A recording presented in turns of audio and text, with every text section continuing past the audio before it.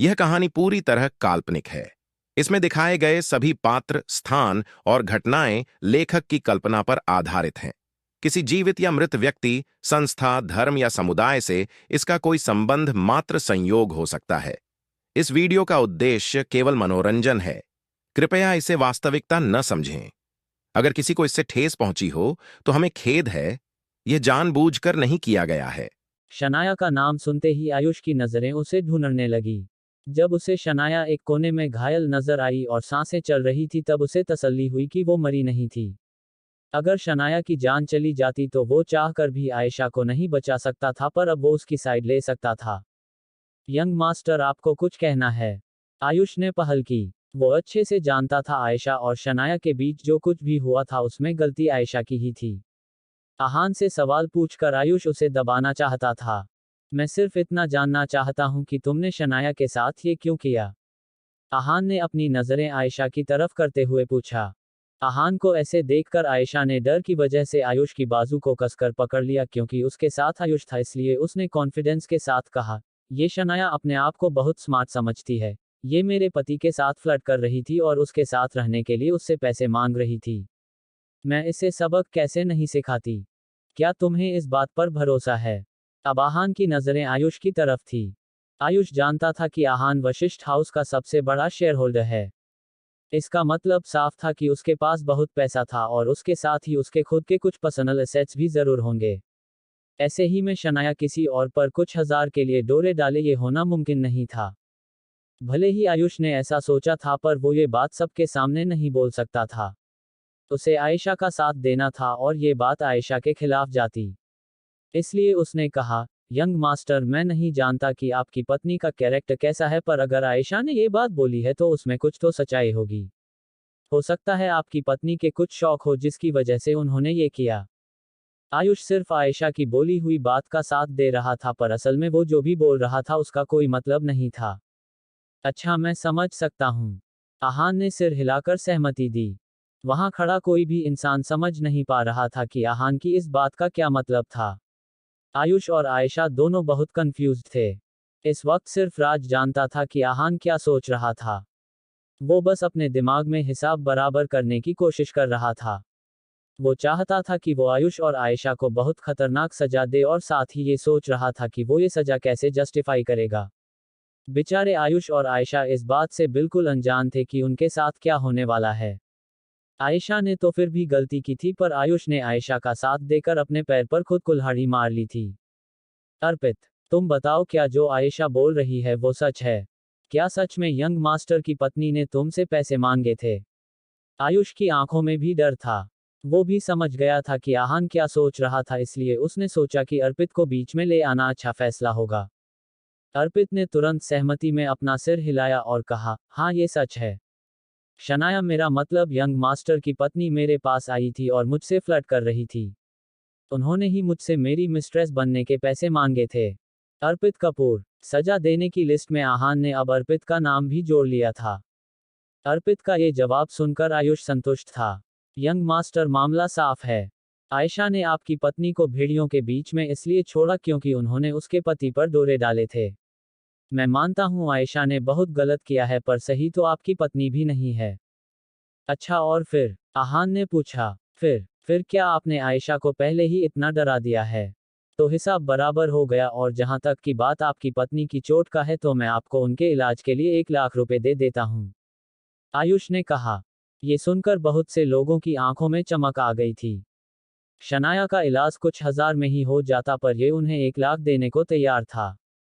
भाई, ये आप क्या बोल रहे हो? आप इसे ऐसे ही छोड़ दोगे? जब आयशा ने ये बात सुनी तो उसे बहुत गुस्सा आया। अपनी इतनी बेइज्जती होने के बाद वो नहीं चाहती थी कि ये दोनों इतनी आसानी से बचकर चले जाएं। इतना ही नहीं, वो शनाया के इलाज के लिए भी पैसे दे रहा था। उसे तो इन दोनों को मार देना चाहिए था, पर फिर ये क्यों? आयशा, यंग मास्टर मेरे दोस्त है। मुझे फैसला करने दो, मैं इनके साथ बहुत बुरा नहीं कर सकता। आयुष ने कहा। राज ये सारी बातें सुनकर बस निराशा में अपना सिर हिला रहा था। उसे बिल्कुल समझ नहीं आ रहा था कि वो क्या बोले। आयुष बेवकूफों वाली हरकत कर रहा था। आहान से माफी मांगने की जगह वो उसे एटीट्यूड दिखा रहा था। ये एक चमत्कार ही था कि अब तक आहान ने कुछ बोला नहीं था। पर भाई, आयशा इस बात से सहमत नहीं थी। उसका ईगो ये सब सुनकर बहुत हट हुआ था। इतने लोगों के सामने आहान ने उसकी बेइज्जती की थी, ये वो कैसे बर्दाश्त कर लेती। आयशा, बात को समझो। आयुष ने आयशा को उसकी बात पूरी नहीं करने दी और बीच में काट दी। आहान वशिष्ठ हाउस का सबसे बड़ा शेयर होल्डर था, इसलिए कहीं न कहीं वो भी उसे परेशान नहीं करना चाहता था। फाइन। आयशा के चेहरे पर अभी भी डिसैटिस्फैक्शन था, पर वो अपने भाई की बात मान गई थी। इस बार तो तुम बच गए, पर अगर अगली बार तुम मेरे सामने आए और मुझे परेशान किया तो मेरे भाई तुम्हें छोड़ेंगे नहीं। समझे? अगली बार आएगा ही नहीं। आहान ने दोनों भाई बहन देख कहा। यंग मास्टर, आप कहना क्या चाहते हैं? आहान की बात सुनकर आयुष को अजीब लगा। एक तो वो उससे आयशा को परेशान करने के लिए बहस नहीं करना चाहता था, ऊपर से आहान उससे ऐसे बात कर रहा था। आहान ने आयुष की इस बात का जवाब नहीं दिया था, उल्टा एक सवाल किया, मेहता फैमिली में कितने लोग हैं? ये सुनकर आयुष और भी ज्यादा कंफ्यूज हो गया, पर उसने अपनी गुस्से वाली टोन में ही कहा, 38। मेहता फैमिली में 38 लोग हैं। आपने ऐसा क्यों पूछा यंग मास्टर? आहान ने अपना सिर हिलाया और राज की तरफ देखते हुए कहा, राज, बाद में मेहता फैमिली को 38 लाख भिजवा देना। राज ने तुरंत अपना सिर हाँ में हिला दिया। राज अच्छे से जानता था आहान की इस बात का क्या मतलब था, पर आयशा अपने ही घमंड में थी। उसे कुछ समझ नहीं आ रहा था। उसे लग रहा था कि आहान अपनी इस हरकत से शर्मिंदा है, इसलिए पैसे भेजने की बात कर रहा है। हाँ चलो, तुम्हें पता तो है कि कैसे बिहेव किया जाता है। अगर यंग मास्टर आयशा से माफी मांग लेते हैं तो पैसे देने की कोई जरूरत नहीं है। मेहता फैमिली के पास पैसों की कोई कमी नहीं है। आयुष ने रूखी आवाज में कहा। जिस तरह राज ने आयुष को डराया था, आयुष सोच रहा था कि आहान कुछ तो बहुत खतरनाक करेगा, पर आहान ने तो हार मान ली और उन्हें पैसे तक देने के लिए तैयार हो गया। इस बात पर आहान को हंसी आ गई। तुम्हें क्या लगता है मैं तुम्हारी इस नकचड़ी बहन से माफी मांगूंगा? और ये पैसे तुम्हारी बहन के साथ ऐसा करने के लिए है? हाँ, और क्या कारण हो सकता है 38 लाख किसी को देने का? आयुष का सिर अब कंफ्यूजन में चकराने लगा था।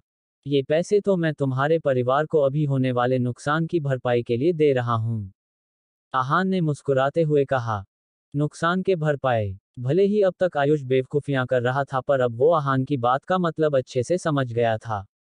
तुम्हारी पत्नी को भेड़िए ने सिर्फ हाथ पर काटा है, जान से नहीं मारा है। तुम इसका बदला पूरी मेहता फैमिली से लोगे। तुम्हें क्या लगता है मेहता फैमिली क्या है? हमें कोई हाथ भी नहीं लगा सकता।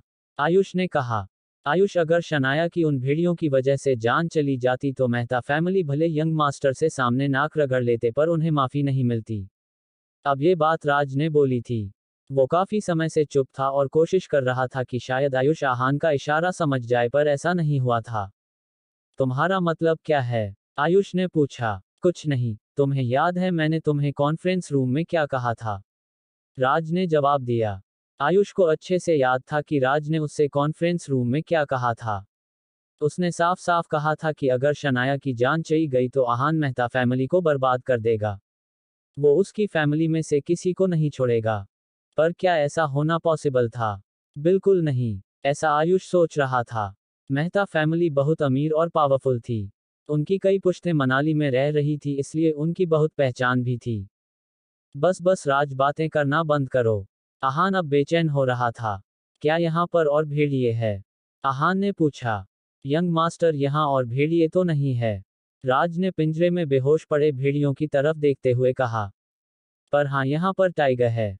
कितने? आहान ने पूछा। 2। राज का जवाब आया। उन दोनों टाइगर्स को यहाँ लेकर आओ। आहान ने बहुत आराम से कहा। जी यंग मास्टर। राज ने आहान से कोई सवाल नहीं किया, बस चुपचाप उसकी बात मान गया। इन 2 टाइगर को तभी बाहर लाया जाता था जब कोई बहुत बड़ा आदमी वशिष्ठ हाउस में टाइगर के शिकार के लिए आता था।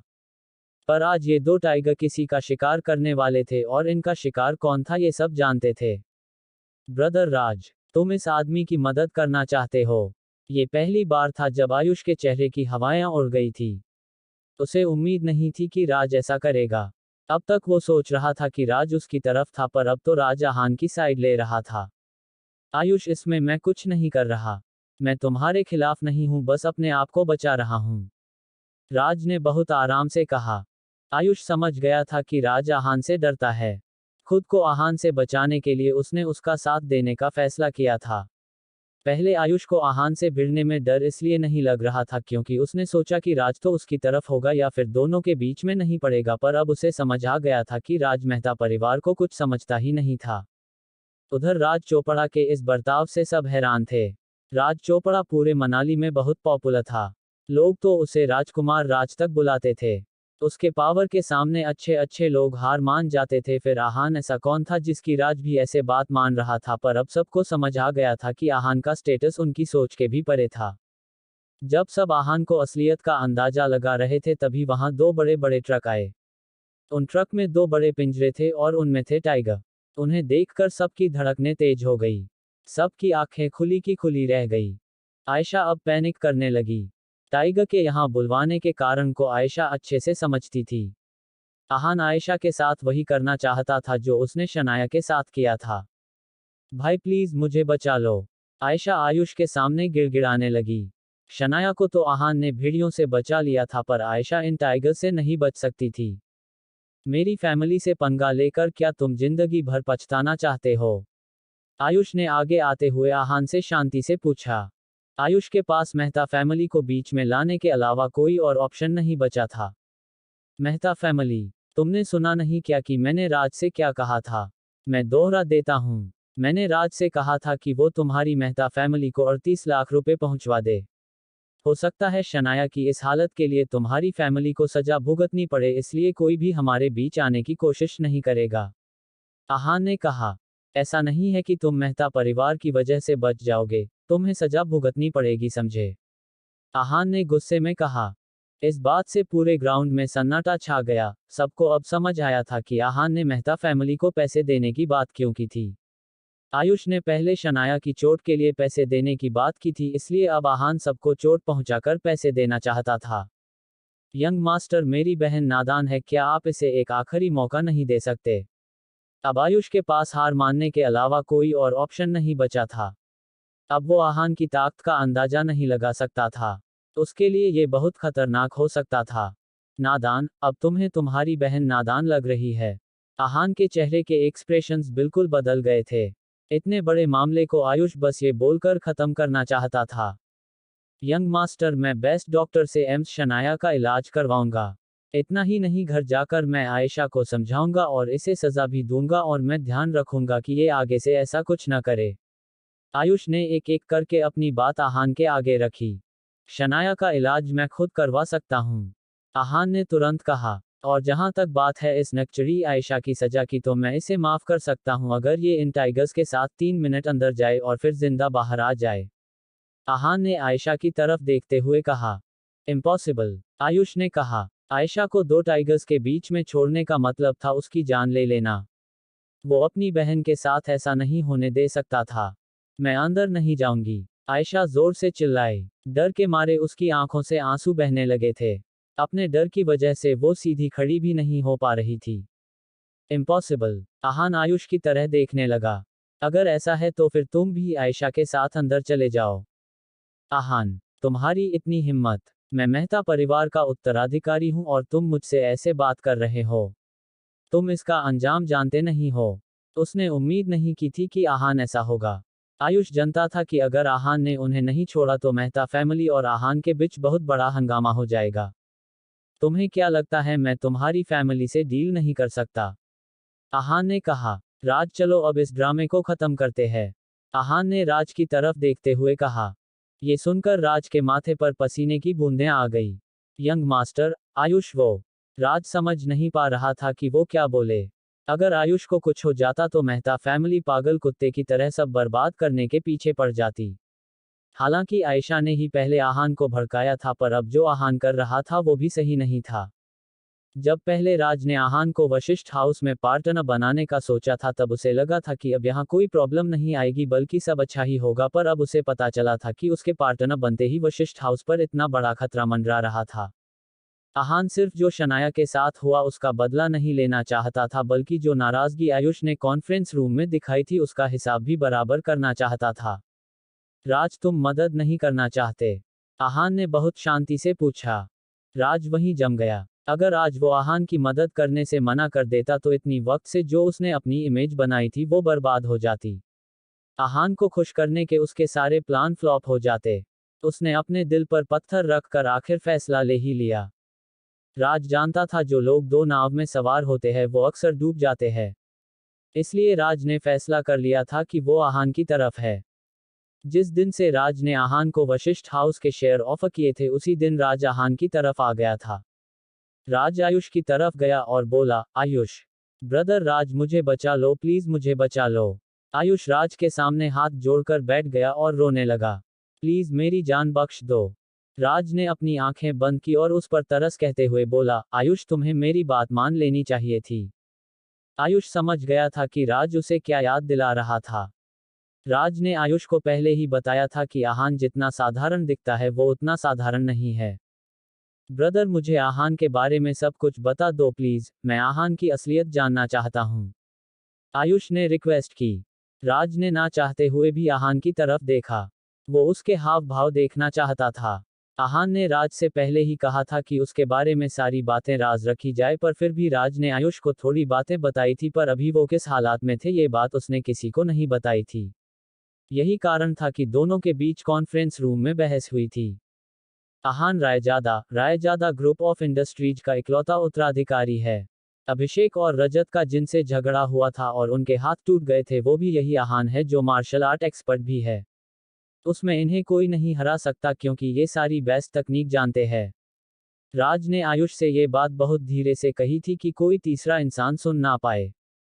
ये सुनते ही आयुष जोर जोर से पागलों की तरह हंसने लगा। आहान रायजादा फैमिली का अकेला उत्तराधिकारी था और साथ ही मार्शल आर्ट एक्सपर्ट भी। आयुष को एहसास हो गया था कि उसने कितनी बड़ी गलती कर दी थी। अब तो उसकी मौत पक्की थी। राज मेरे परिवार का ध्यान रखना और उन्हें बचा लेना, उसने राज की तरफ शांति से देखते हुए कहा। अगले ही पल आयुष आगे बढ़ा, गार्ड की बंदूक निकाली और खुद को सिर पर गोली मार ली। एक जोर का धमाका हुआ और फिर एक गहरा सन्नाटा। भैया, आयशा जोर से चिल्लाए और वहीं बैठकर जोर जोर से रोने लगी। वहीं अर्पित का शरीर बुरी तरह कांप रहा था। उसके शरीर पर पसीना था और चेहरा बिल्कुल सफेद पड़ चुका था। आहान को विश्वास नहीं हो रहा था कि आयुष आत्महत्या कर लेगा। गोली चलने को तेज आवाज से शनाया की आंखें खुल गई थी। आहान, शनाया अभी भी बहुत कमजोर थी। हालांकि वो बेहोश थी पर फिर भी उसे थोड़ा थोड़ा अंदाजा था कि वहां क्या हुआ था। शनाया, शनाया तुम कैसी हो? आहान ने उसके पास आकर पूछा। भेड़िया के काटने का निशान ज्यादा गहरा नहीं था। उसने पहले ही अपनी ताकत से घाव पर जोर लगाकर खून रोक दिया था। मैं ठीक हो आहान। शनाया के चेहरे पर एक मुस्कान थी। उसे लगा था कि वो आहान से कभी नहीं मिल पाएगी पर आखिरी वक्त कर आकर आहान से उसे बचा लिया था। आहान इन्हें जाने दो, शनाया ने खुद को संभालते हुए कहा। आयुष की मौत उनकी वजह से हुई थी पर अब शनाया नहीं चाहती थी कि किसी और की मौत हो। ये बात सुनकर आहान का मुंह बन गया। वो शनाया की इच्छा के खिलाफ नहीं जा सकता था। शनाया बहुत नर्म दिल की लड़की थी और आहान को उसकी ये बात सबसे ज्यादा पसंद थी और उसकी सबसे बड़ी कमजोरी भी थी। हा, शनाया ज्यादा महान बनने की जरूरत नहीं है। ऐसा करो तुम भी मेरे साथ मारो। आयशा आयुष की बॉडी के साइड से उठकर शनाया पर गोली चलाने ही वाली थी कि इतने में राज बीच में आया और आयशा को दूर धक्का दे दिया। राज भी मार्शल आर्ट में ट्रेन था इसलिए आयशा उसका हमला सहन नहीं कर पाई। वो जहां गिरी थी वहां से उसके लिए उठना असंभव हो गया था। आहान ने कुछ नहीं बोला। आहान समझ गया था कि राज सिर्फ उसका साथ दे रहा था। शनाया के मना कर देने के बाद आहान कुछ नहीं कर सकता था इसलिए राज ने ये मैटर अपने हाथ में ले लिया। शनाया वहीं पर गिरी हुई आयशा को देख रही थी और सोच रही थी कि आयशा उससे इतनी नफरत क्यों करती थी। आयशा के चेहरे के भाव अभी भी नफरत वाले थे। शनाया चलो हॉस्पिटल चलते हैं। इस हादसे की छाप तुम्हारे मन में काफी दिन रहेगी। तुम्हारी चोट का इलाज करवाने के बाद हम एक अच्छे साइकेट्रिस्ट से मिलेंगे। आहान ने बहुत शांति से कहा। ओके, शनाया ने कहा। शनाया मैं भी तुम्हारे साथ चलती हूँ, जिया ने मुस्कुराते हुए कहा। जिया का बदला हुआ एटीट्यूड देखकर शनाया और आहान का मुंह बन गया। ये देखकर जिया ने फिर से कहा, यंग मास्टर मेरे और शनाया के बीच में गलतफहमी हो गई पर अब हम उसे सॉल्व कर लेंगे। शट अप, मुझे तुम्हारी कोई जरूरत नहीं है और ना ही मुझे कुछ सॉल्व करना है। शनाया ने दर्द में होने के बावजूद अपना गुस्सा दिखा दिया था। ये देखकर आहान मुस्कुरा रहा था। हालांकि शनाया ने सबके सामने उसे ऐसा बोला था, पर फिर भी जिया ने कुछ रिएक्ट नहीं किया। जब राज चोपड़ा जैसा इंसान आहान को इतनी इज्जत दे रहा था तो फिर वो कौन थी जो उस पर या शनाया पर गुस्सा होती। ये तो मैंने गलत कर दिया। मुझे लगा था कि आहान फटीचर है, पर ये तो कोई बहुत बड़ा आदमी है। फालतू ही शनाया की इमेज खराब दी मैंने। अब तो चाहकर भी मेरी इनसे दोस्ती नहीं हो सकती। करण जैसे आदमी को इम्प्रेस करने के चक्कर में मैंने यंग मास्टर को ऑफेंड कर दिया। जिया, ये तूने क्या किया? जिया मन ही मन अब पछता रही थी। आहान शनाया को लेकर वहां से चला गया। सब उसे बस देखते रह गए। तब ऐश्वर्या, जो डर के मारे पेड़ के पीछे छुपी हुई थी, आगे आई। करण, ये आहान रायजादा आखिर है कौन? जिया ने शर्मिंदा होते हुए पूछा। अब तक वो समझ गई थी कि आहान कोई मामूली बैंक एम्प्लॉय तो बिल्कुल नहीं है, वरना राज उसे यंग मास्टर थोड़े कहता।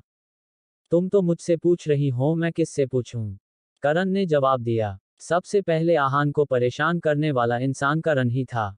करण, यंग मास्टर हमारे लिए कोई प्रॉब्लम तो क्रिएट नहीं करेंगे ना? इतना छोटा दिल थोड़े होगा उनका। ऐश्वर्या, जो अब तक बात बात पर आहान से पंगे ले रही थी, अब उसे यंग मास्टर बुला रही थी। मुझे खुद नहीं पता ऐश्वर्या, मैं तुम्हें क्या बताऊं। वैसे हमने उनको बहुत गुस्सा दिलाया है और उनकी बहुत इंसल्ट भी की थी, इसलिए पता नहीं वो क्या करेंगे। करण ने साफ साफ अपने मन की बात कह दी।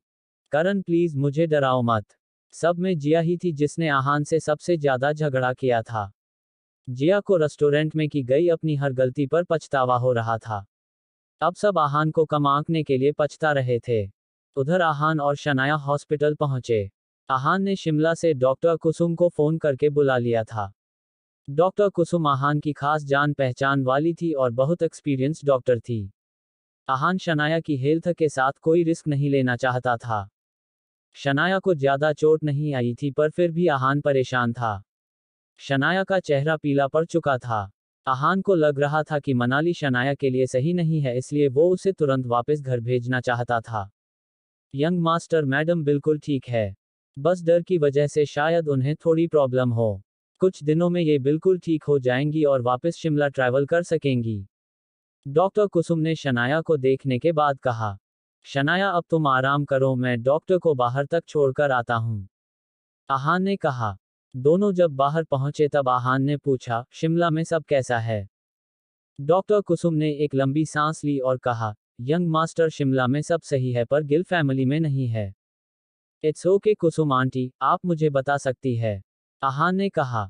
यंग मास्टर, जब आप और शनाया दोनों मनाली आ गए तब नीरज गिल और उनका बेटा शौर्य गिल स्प्रिंग कॉर्पोरेशन प्रोजेक्ट के पीछे पड़ गए थे। उन्होंने स्प्रिंग कॉर्पोरेशन के अंदर जो मेन प्रोजेक्ट्स थे उन्हें किसी लोकल रियल एस्टेट को दे दिए, वो भी बहुत कम रेट पर। उन्होंने ये सब काम बहुत जल्दी किया क्योंकि शनाया के वापस आने के बाद वो ये नहीं कर पाते। डॉक्टर कुसुम ने सारी बात बता दी। ठीक है, मैं ही इस मामले को हैंडल कर लूंगा।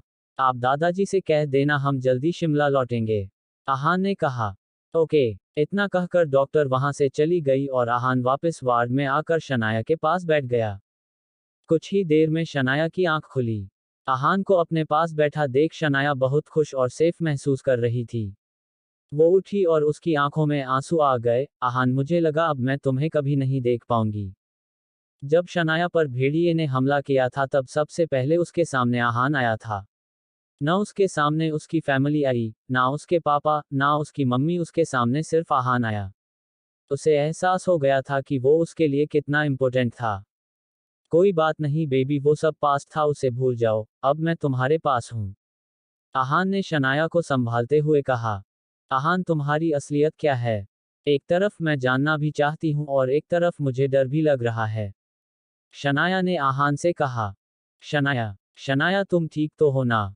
जैसे जी रूपल को इस हादसे के बारे में पता चला वो शनाया से मिलने आ गई। जब उसने देखा कि शनाया ठीक है तब उसकी सांस में सांस आई। रूपल, मैं ठीक हूँ, शनाया ने प्यार से कहा। आहान, तुमने ऐसे ध्यान रखा शनाया का। मनाली आने के कुछ दिनों के अंदर ही शनाया ने बहुत कुछ फेस कर लिया था। पहले मॉल में उस अमीर औरत सोनिया से झगड़ा, फिर वशिष्ठ हाउस में ये सब। रूपल को इन सब बातों से आहान पर गुस्सा आ रहा था। सारी गलती मेरी है, मैं ही लापरवाह था। आहान ने तुरंत अपनी गलती मान ली। उसे रुपल की बात का भी बिल्कुल बुरा नहीं लगा था। उल्टा वो रुपल को देखकर काफी खुश था, क्योंकि रुपल जिया की तरह दिखावा नहीं करती थी, बल्कि सच में उसे शनाया की परवाह थी। रुपल, इसमें आहान की कोई गलती नहीं है, शनाया ने कहा। शनाया का मानना था कि इन सब में आहान की गलती नहीं थी। इतने दिनों में वो मनाली में जिनसे भी मिली थी वो पागल और घमंडी औरतें थी, फिर चाहे वो सोनिया हो या फिर आयशा। अच्छा, आहान की गलती कैसे नहीं है? वो तुम्हारा पति है, उसे तुम्हें प्रोटेक्ट करना चाहिए। रुपल के चेहरे असंतुष्टि थी, पर वो ये भी जानती थी कि इसमें आहान की कोई गलती नहीं थी। वो शनाया को हमलों से बचा तो नहीं पाया था, पर फिर भी जिसने भी उसके साथ ये किया था उसने उन्हें अच्छा सबक भी सिखाया था। रुपल वहां मौजूद नहीं थी, पर फिर भी उसे सब कुछ पता चल गया था। रुपल को पहले लग रहा था कि उसकी जान पहचान बस शिमला तक ही है, पर यहाँ तो उसकी जान पहचान राज चोपड़ा, अस्मिता कपूर जैसे लोगों के साथ भी थी। इसलिए रुपल ज्यादा कुछ बोलना नहीं चाहती थी। सोनिया ने शनाया पर हाथ उठाया और उसे अपना एक हाथ खोना पड़ा, तो आयशा ने तो शनाया की जान लेने की कोशिश की थी। आयशा अपनी इतनी बेइज्जती और भाई की मौत बर्दाश्त नहीं कर पाए, और उसके साथ ही राज के हमले ने उसे बिल्कुल घायल कर दिया था। कुछ देर वहीं रहने के बाद आयशा कहीं चली गई, और हर तरफ ढूंढने के बाद जब वो नहीं मिली तो सबने मान लिया कि उसकी भी मौत हो गई। मेहता फैमिली ने सोचा कि उनके दोनों सीधे उत्तराधिकारी एक ही बार में खत्म हो गए। उधर राज मेहता हाउस में पहुंचा। उसका सिर नीचे झुका हुआ था और वो मेहता फैमिली के हेड अनिल मेहता से नजरें नहीं मिला पा रहा था।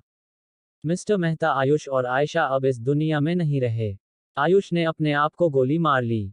आयुष की बॉडी तो है, पर हमें आयशा कहीं नहीं मिल रही है। I am sorry. राज अपना गिल्ट नहीं छुपा पाया था। ये सब कैसे हुआ? किसने किया ये सब? अनिल ने बहुत ही कठोरता से पूछा। ये सब मेरी वजह से हुआ मिस्टर मेहता। राज ने इतना कहकर राज ने वहां जो कुछ भी हुआ सब सच सच बता दिया। ये सब सुनकर अनिल को बहुत गुस्सा आया। उसने जैसे ही आहान से बदला लेने की बात कही और उसे मरने के लिए कुछ लोगों को सीधा हॉस्पिटल भेजने की बात कही, राज ने उन्हें रोक दिया। मिस्टर मेहता, मैं आपके इमोशंस समझ सकता हूं, पर प्लीज ऐसा मत कीजिए। आहान मनाली के सबसे बड़े ग्रुप का मार्शल आर्ट एक्सपर्ट है। वो बचने की हर तरकीब जानता है। ये बात सुनकर अनिल रुक गया। वो जानता था कि ऐसा कोई इंसान नहीं होगा जो मनाली के सबसे बड़े ग्रुप के मार्शल आर्ट एक्सपर्ट पर हमला करे, और अगर ऐसा कोई करने के लिए मान भी गया तो वो मुंह बोली रकम मांगेगा। और सिर्फ इतना ही नहीं, आहान का सरनेम रायजादा, और वो रायजादा ग्रुप को इंडस्ट्रीज का इकलौता हेयर है। इसलिए आप कुछ भी न करें, वही बेहतर होगा। राज ने आगे अपनी बात कही। ये सब सुनकर अनिल ने बदला लेने का अपना फैसला बदल लिया था। उन्होंने राज को उन सबको अकेले छोड़ने के लिए कहा और अपने रूम में चले गए। अगली सुबह मेहता हाउस में गम के बादल छाए हुए थे। मेहता फैमिली ने अभी अपने दो बच्चों को खोया था। घर का हर नौकर सांस लेने में भी घबरा रहा था। उनकी मां, सरिता मेहता का रो रो कर बुरा हाल था। एक दो बार तो वो चक्कर खाकर भी गिर चुकी थी। जो बात सबसे हैरानी वाली थी वो ये थी कि घर के मुखिया और आयुष और आयशा के पिता अनिल मेहता ने अभी तक आहान के बारे में किसी से कोई बात नहीं की थी।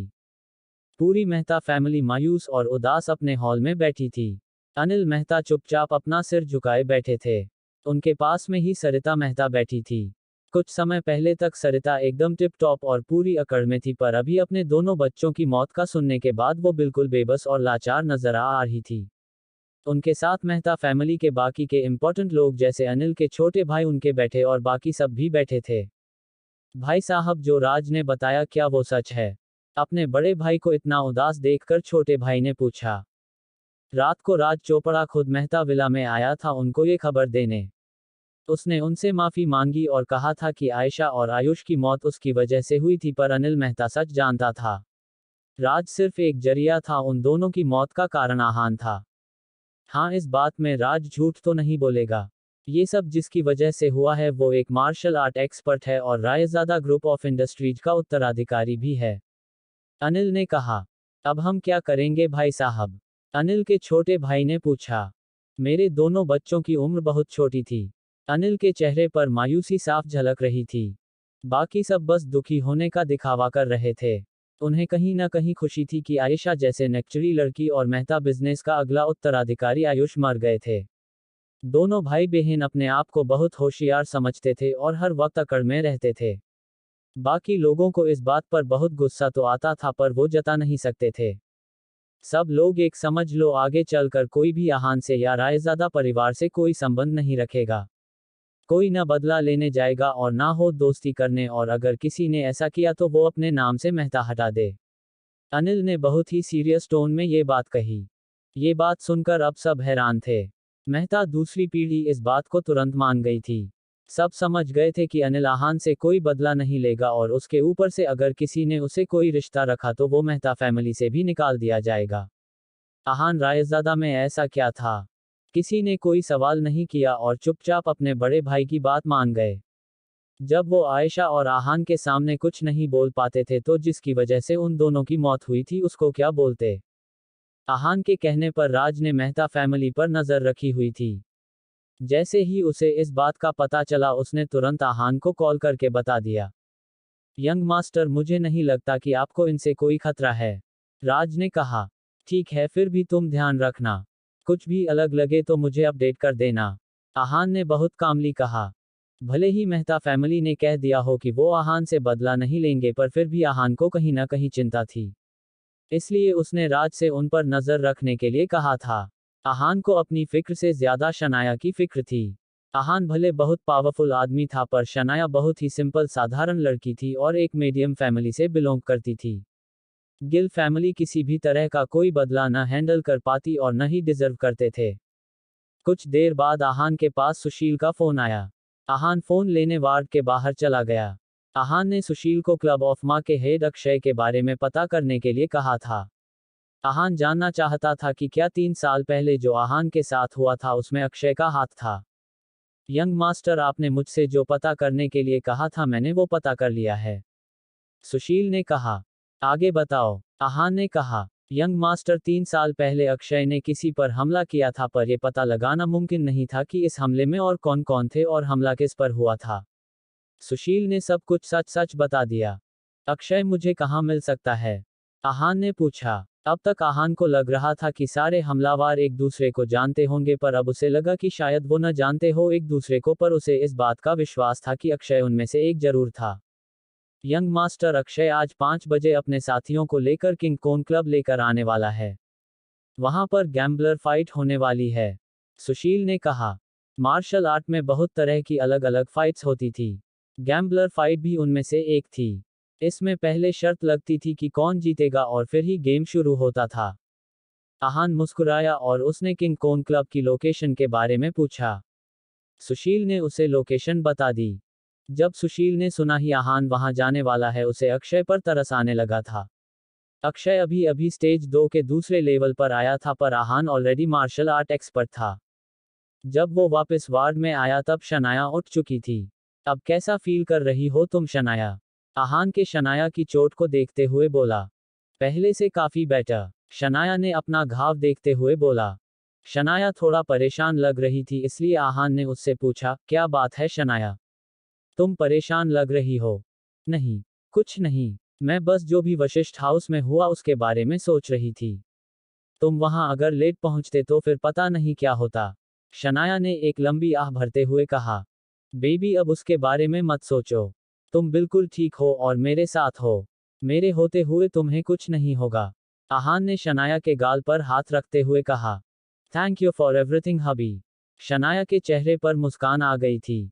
आहान ने कुछ नहीं कहा और दोनों एक दूसरे को देखने लगे।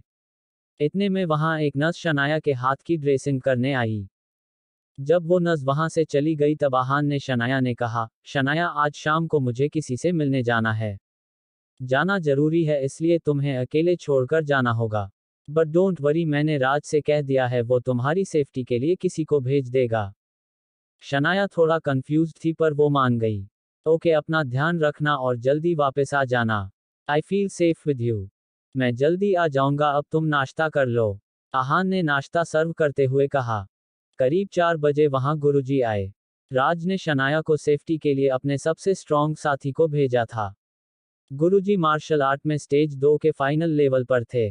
उन्हें हराना बहुत मुश्किल था।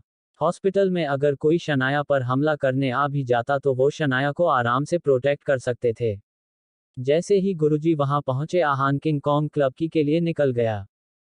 किंग कोन क्लब पहुंचने में आहान को लगभग 1 घंटा लगा। जब वो वहां पहुंचा तब उसे वहां कुछ नौजवान दिखाई दिए जिन्होंने वहां की पर्सनलाइज्ड टी शर्ट पहनी हुई थी। आहान उन्हें देखते ही समझ गया था कि वो वहां आए नए नए स्टूडेंट्स थे। वो वहां शौक के लिए टेक्वांडो सीखने आए थे। जब आहान अंदर जाने लगा तब उसे एक लड़के ने रोकते हुए कहा, आप अंदर नहीं जा सकते। आज छुट्टी है। एडमिशन के लिए कल आना। मुझे एडमिशन नहीं चाहिए, मुझे ये जानना है कि क्या यहाँ क्लब ऑफ माँ का कोई मेंबर आया हुआ है। आहान ने पूछा। क्लब ऑफ माँ, क्या आप वहाँ के मेंबर है? उस लड़के ने फिर से सवाल किया। नहीं, मुझे अक्षय से कुछ प्राइवेट बात करनी है। आहान ने बहुत पेशेंस के साथ कहा। आप यहीं रुकिए, मैं अंदर पूछ कर आता हूँ। इतना कहकर वो लड़का अंदर चला गया। अंदर अक्षय और उसके स्टूडेंट्स बैठे हैं। वो उन सबको लेक्चर दे रहा था। वो अपने स्टूडेंट्स को बहुत कुछ नया सिखाना चाहता था, इसलिए इस बार बिल्कुल तैयार होकर आया था। जब वो लड़का आहान के बारे में पूछने आया तब अक्षय और उसके स्टूडेंट्स इंपोर्टेंट डिस्कशन कर रहे थे। किंग कोन क्लब में अक्षय और कुछ स्टूडेंट्स बैठे थे। वहीं पर किंग कोन क्लब के हेड दिलीप भी बैठे हुए थे। गैम्बलर फाइट क्लब ऑफ माँ और किंग कोन क्लब के बीच में होने वाला था। क्लब ऑफ माँ के जीतने के चांसेस बहुत ज्यादा थे। मास्टर, क्या ये गैम्बलर फाइट कुछ दिनों के लिए पोस्टपोन हो सकती है? एक स्टूडेंट ने कहा। वो किंग कोन क्लब का सबसे छोटा मेंबर था और अभी अभी स्टेज 1 के पहले लेवल पर पहुंचा था। उसने अभी तक ज्यादा किसी से फाइट नहीं की थी, पर अब वो थोड़ा और प्रेपर होकर क्लब ऑफ माँ के लोगों के साथ गैम्बलर फाइट में हिस्सा लेना चाहता था। दिलीप अपने स्टूडेंट के मुंह से ये बात सुनकर थोड़ा सा गुस्सा हो गया। उसे ऐसा लग रहा था कि फाइट शुरू होने से पहले ही उसके स्टूडेंट ने हार मान ली थी और आधी लड़ाई वो वहीं पर हार गया था। वैभव, हम ऐसा नहीं कर सकते। ये फाइट पोस्टपोन नहीं हो सकती। अगर हम पोस्टपोन करने के बारे में सोचे भी तो बाकी लोग यही सोचेंगे कि हम क्लब ऑफ माँ से फाइट के लिए तैयार नहीं थे। ऐसे में मास्टर दिलीप की क्या वैल्यू रह जाएगी? ये बात दिलीप के हेड स्टूडेंट ने बोली थी। किंग कोन क्लब में वही था जो इस बार अगले लेवल पर पहुंचने के लिए तैयार था। यस सीनियर ब्रदर, सही बोल रहे हैं। हमें हारने से नहीं डरना चाहिए, बल्कि हार मान जानने से डरना चाहिए। हमें कोशिश करनी चाहिए। मास्टर, अक्षय स्टेज 2 पर है, उनके स्टूडेंट्स नहीं। हो सकता है हम जीत जाए, और वैसे भी हमें लड़ने से पहले हार नहीं माननी चाहिए। ये बात एक बहुत ही खूबसूरत लड़की ने बोली थी। उसने मार्टिकल आर्ट सूट पहना हुआ था और वो करीब 19 साल की थी। जैसे ही उस लड़की ये बात बोली, सबकी नजरें उसी पर अटक गई थी। हाँ, ये बिल्कुल सही कह रही है, डरने की क्या बात है। ऐसा नहीं है कि जिंदगी और मौत की बात है। सभी उस लड़की की बात से सहमत थे। पापा, क्या मैं स्टेज पर जा सकती हूँ? उस लड़की ने दिलीप की तरफ देखते हुए पूछा। बिल्कुल नहीं प्रिया, तुम एक लड़की हो। तुम जानती थी हो लड़ते कैसे है और जीतते कैसे है। दिलीप ने तुरंत उसे मना कर दिया था। मास्टर सही बोल रहे हैं। ये लड़ाई और फाइट्स आपको हम पर छोड़ देना चाहिए। एग्जैक्टली सिस्टर, अगर आपको कुछ हो गया तो? आप लड़की है और इतनी डेलिकेट है, अगर आपको लग गई तो? ये बातें जिन्होंने बोली थी वो सब दिलीप के स्टूडेंट्स थे। पर मैं मार्शल आर्टिस्ट तो हूं ही। प्रिया ने ये बात नाराज होते हुए बोली। जैसे उसने ये बात बोली सब चुप हो गए। वहां जितने भी लड़के थे सब 20 की उम्र के थे, पर कोई भी मार्शल आर्टिस्ट बोलने के लायक नहीं थे। सब दिलीप से ही ट्रेनिंग ले रहे थे, पर जहां तक की बात है प्रिया की, तो वह 18 साल की उम्र में ही मार्शल आर्टिस्ट बन गई थी, पर वो किसी से लड़ने आगे नहीं जा सकती थी क्योंकि वो एक लड़की थी। अगर प्रिया एक लड़का होती और स्टेज पर जा पाती तो उसे हराना बहुत मुश्किल होता। वो एक एक्सपर्ट की तरह फाइट करना जानती थी। उसका दर्जा भी मार्शल आर्ट की दुनिया में बहुत ऊपर होता। अच्छा, अब ये बात दोबारा मत बोलना।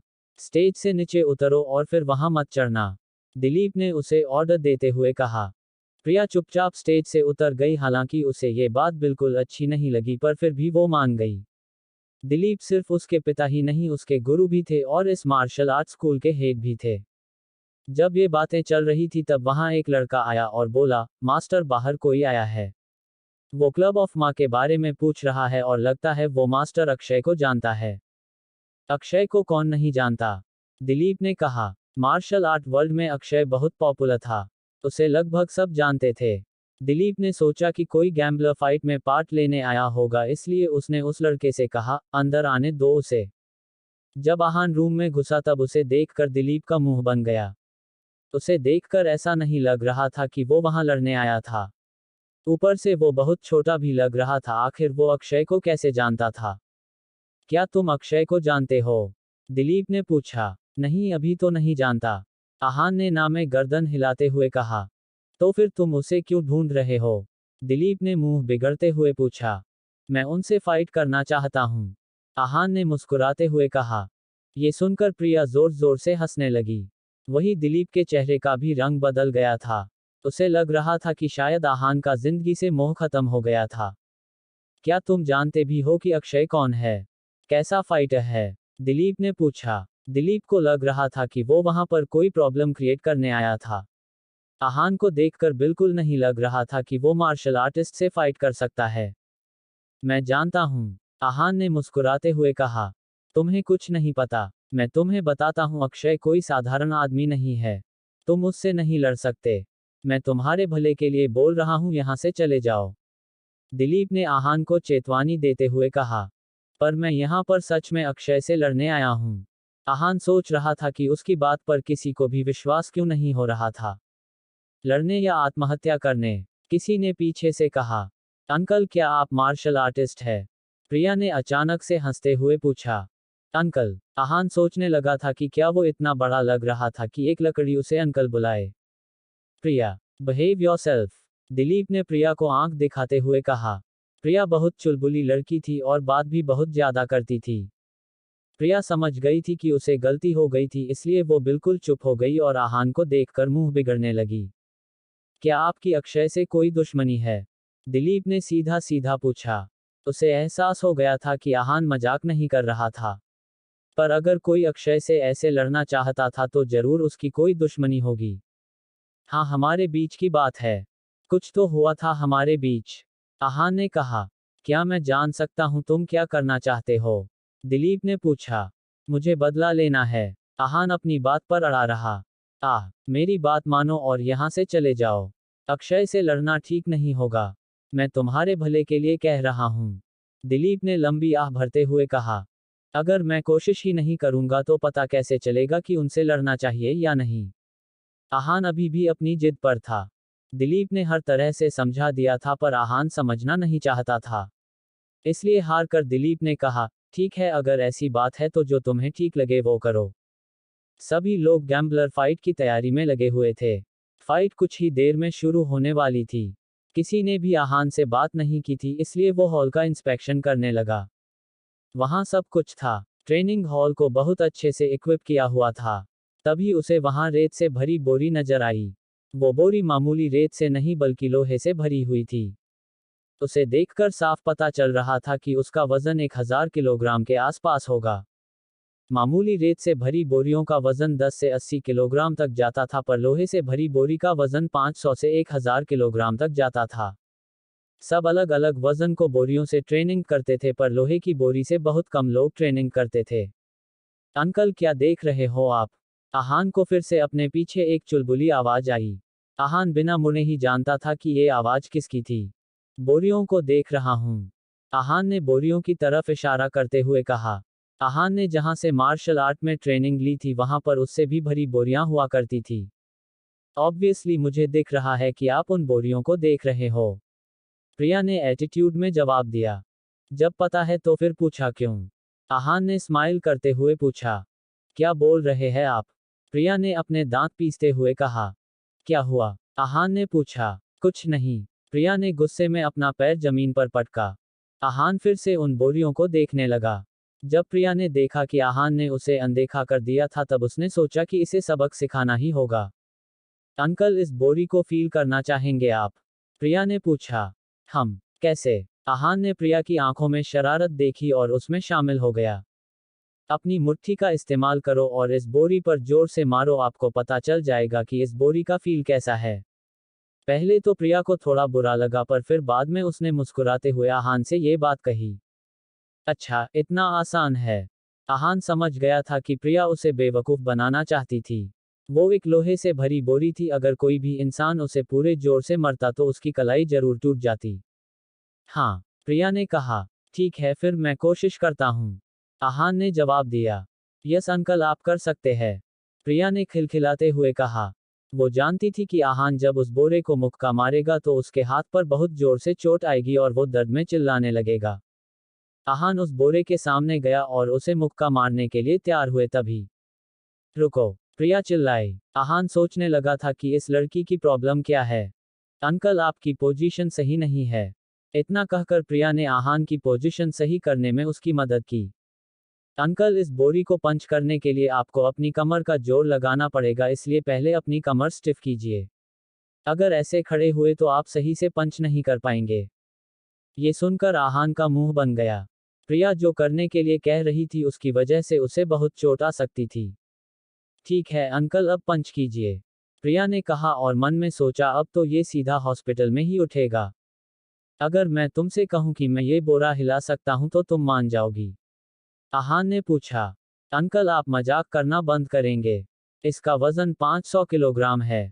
मैंने आपसे इसे पंच करने के लिए नहीं कहा था, बस हाथ लगाकर फील करने के लिए कहा था। प्रिया ने अपनी आंखें घुमाते हुए कहा। प्रिया ये भी कहना चाहती थी कि वहां का सबसे पुराना और ट्रेंड मार्शल आर्टिस्ट इस बोरी को नहीं हिला पाया था, तो फिर उसके जैसा साधारण आदमी ये कैसे कर सकता था, पर वो चुप रही। और अगर मैंने ऐसा कर दिया तो? आहान ने पूछा। अगर आपने ऐसा कर दिया तो अपनी सजा मैं आप पर छोड़ती हूँ।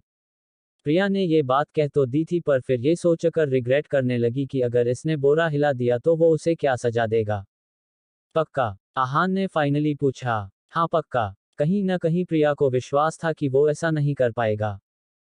ठीक है, फिर बाद में पछताना मत। आहान के इतना कहा और बोरे को पंच करने के लिए तैयार हुए।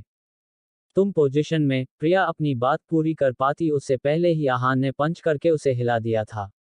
ये देखकर बाकी के शब्द प्रिया के गले में ही रह गए। प्रिया अपनी आंखें मलते हुए एक बार आहान को देख रही थी और एक बार इस लोहे से भरे बोरे को। ये कैसे हो सकता था? जो वहां से ट्रेंड आर्टिस्ट नहीं कर पाए थे वो एक साधारण इंसान ने कर दिया था। प्रिया बार बार उसी बोरे को देख रही थी जो अभी तक भी हिल रहा था। ये देखकर प्रिया तुरंत बोली, मैं पहले ही बता देती हूँ कि भले आप जीत गए हैं पर आप मुझसे ऐसा वैसा कुछ नहीं करवा सकते। मैं बहुत स्ट्रांग लड़की हूँ और अगर आपने कोई शर्मनाक बात की तो मैं आपको बता दूं कि मैं मार्शल आर्ट में ट्रेंड हूँ। आहान के चेहरे का रंग बदल गया था। वो मन ही मन सोच रहा था, ये लड़की कितनी अजीब है। उसे इस तरह चुप देखकर प्रिया को लगा कि वो उससे डर गया था। उसने आहान से पूछा, अंकल क्या आप मार्शल आर्ट जानते हैं? उसे उम्मीद नहीं थी कि वो अपने आप को उसके पापा से भी छुपा सकता था। सबसे पहले तो तुम मुझे अंकल बोलना बंद करो, मैं सिर्फ 25 साल का हूँ। आहान ने फाइनली अपने मन की बात की। तो क्या हुआ, तब भी आप मुझसे 6 साल बड़े हैं, मैं आपको अंकल बोल सकती हूँ। प्रिया ने कहा। तो बताए आप स्टेज 1 के कौन से लेवल पर है? सेकंड या फाइनल? प्रिया को पता था कि वो फर्स्ट लेवल पर नहीं हो सकता था। आहान ने ना में अपनी गर्दन हिला दी।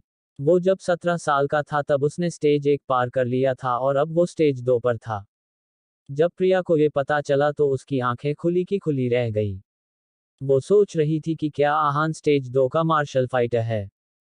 500 किलो की लोहे से भरी बोरी को हिलाना आसान नहीं था। स्टेज 1 पर ट्रेन करने वाले लोग इतना भारी बोरा नहीं हिला सकते थे। प्रिया बहुत उलझी हुई थी। आहान सिर्फ 25 साल था, इसलिए उसका स्टेज 2 पर होने का मतलब था कि वो एक ऐसे इंसान से बात कर रही थी और हजारों साल में एक बार आता। उसके पिता ने उसे बताया था कि ऐसा कोई मिलना बहुत मुश्किल था। मनाली का सबसे ताकतवर मार्शल आर्टिस्ट 28 साल का था जो कि 100 साल पहले आया था। तो आहान की उम्र तो सिर्फ 25 साल ही थी। अंकल, तो फिर क्या आप मार्शल आर्ट के स्टेज 2 पर है? प्रिया ने अपनी आंखें झुकाते हुए सवाल किया। आहान ने इस बात पर भी अपनी गर्दन ना में हिला दी थी। वो 3 साल से गिल परिवार के साथ अपनी पहचान छुपाते हुए रह रहा था। इन 3 सालों में उसने कुछ खास नहीं किया था, पर फिर भी उसने बहुत कुछ सीखा था और अलग अलग प्रॉब्लम से लड़ते लड़ते उसकी अच्छी ग्रोथ भी हुई थी। इसलिए उसने अभी भी अपनी पहचान छुपाना ही ठीक समझा। ये कैसे हो सकता है? आप स्टेज 1 के फाइनल लेवल पर भी नहीं है और स्टेज 2 पर भी नहीं है, तो फिर आपने इस बोरे को हिलाया कैसे? आप में ऊपर वाले की दी हुई कोई महाशक्ति है क्या? प्रिया ने कहा। दिलीप ने उसे बताया था कि कुछ लोग ऐसे होते हैं जिनमें बिना ज्यादा मेहनत किए भी बहुत ताकत होती है। इस बात पर आहान ने कुछ नहीं बोला, बस प्रिया की तरफ देखकर मुस्कुराने लगा। आप ऐसे मुस्कुरा क्यों रहे हैं? प्रिया ने सवाल किया। कुछ नहीं, तुम्हें जो ठीक लगे तुम वो समझ सकती हो मेरे बारे में, आहान ने कहा। हाँ, प्रिया ये बात सुनकर बहुत कंफ्यूज हो गई थी। वॉटेवर, मैंने 18 की एज में ही स्टेज 1 का लेवल पास कर लिया था और अगर ऐसा ही रहा तो मैं जल्दी ही स्टेज 2 पर पहुंच जाऊंगी और 26-27 मार्शल आर्ट एक्सपर्ट बन जाऊंगी। इसलिए ये मत समझना कि मैं कमजोर हूँ। मुझसे पंगा मत ही लेना, प्रिया ने एटीट्यूड में चुटकी बजाते हुए कहा। प्रिया जो कह रही थी वो इतना आसान नहीं था। स्टेज 2 में आने के बाद लोगों को एक्सपर्ट बनाने में सालों लग जाते हैं। आहान वहां तक इसलिए पहुंच पाया था क्योंकि उसके गुरु मार्शल आर्ट की दुनिया में सबसे बड़ा नाम था। उन्होंने अपना हर लेवल बहुत शिद्दत से पार किया था और सब उनकी बहुत रेस्पेक्ट करते थे। इसलिए प्रिया की बात सुनकर आहान को हंसी आ गई। उसने प्रिया की तरफ देखा और कहा, अच्छा तो तुम्हें एडवांस में ही बधाई दे दूं। नहीं, उसकी कोई ज़रूरत नहीं है, पर हाँ, जब मैं स्टेज 2 पर पहुंच जाऊंगी और आपसे मिलूंगी तो मैं आपको प्रोटेक्ट ज़रूर करूंगी। प्रिया ने हंसते हुए ये बात कही। ठीक है, फिर ये डील रही। आहान इतना बोलते हुए हाथ मिलाने के लिए अपना हाथ आगे बढ़ाया। इस बात पर प्रिया को थोड़ी सी शर्म आ गई, पर फिर भी उसने आहान से हाथ मिलाया। ठीक है, अब जब हमारे बीच ये डील हो चुकी है तो अब क्या मैं आपसे कुछ मांग सकती हूँ? प्रिया ने पूछा। प्रिया ने सोचा कि आहान बहुत स्ट्रांग है। अगर वो उनकी तरफ से क्लब ऑफ माँ के लोगों से गैम्बलर फाइट में हिस्सा ले तो वो जीत सकते हैं। आहान में ताकत तो वो उसने 500 किलो के लोहे के बोरे को हिलाकर साबित कर दिया था। आहान सोच में पड़ गया। क्या उसे भी अब प्रिया के लिए कुछ करना पड़ेगा? उसने इसी कंफ्यूजन में प्रिया से पूछा, अच्छा बताओ क्या चाहिए तुम्हें? ज्यादा कुछ बड़ा नहीं। अभी यहाँ फाइटिंग हॉल में किंग कोन क्लब और क्लब ऑफ माँ के स्टूडेंट्स के बीच में गैम्बलर फाइट होने वाली है। तो क्यों ना आप किंग कोन क्लब की तरफ से फाइट में हिस्सा ले? प्रिया ने अपनी चुलबुली आवाज में कहा। और अगर मैं हार गया तो? आहान प्रिया की बात के लिए तुरंत नहीं माना, उल्टा उससे सवाल करने लगा। हार गए तो हार गए, इसमें कौन सी बड़ी बात है? किंग कोन क्लब वैसे भी हारने ही वाला है। अगर आप खेलेंगे तो शायद थोड़ा काम बुरी तरह हारें, प्रिया ने कहा। ये सुनकर आहान मुस्कुराने लगा। किंग कोन क्लब के मेंबर्स को भरोसा था कि वो आज नहीं जीत पाएंगे। ठीक है, फिर मैं किंग कोन क्लब की तरफ से फाइट करूंगा।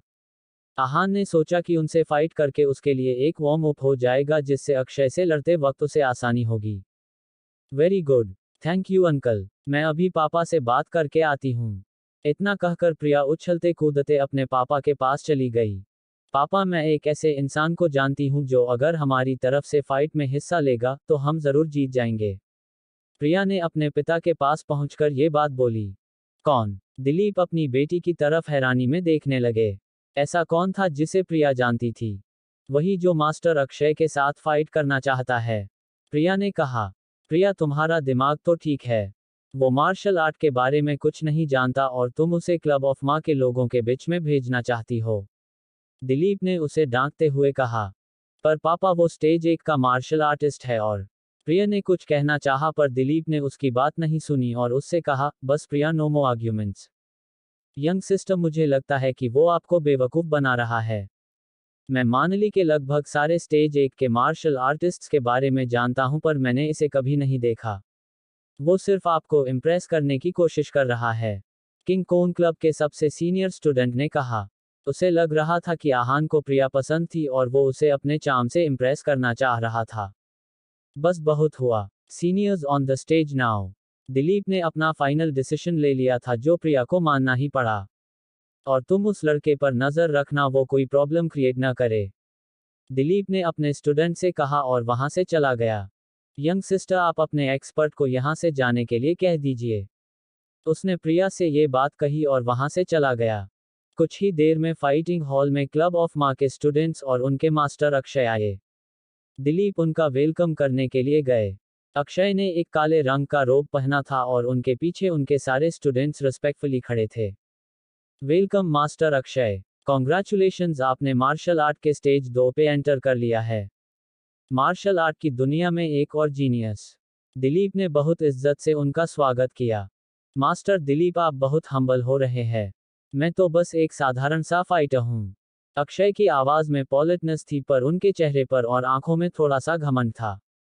अब आप हम्बल हो रहे हैं। आप इस इज्जत और इस पोजीशन के हकदार हैं।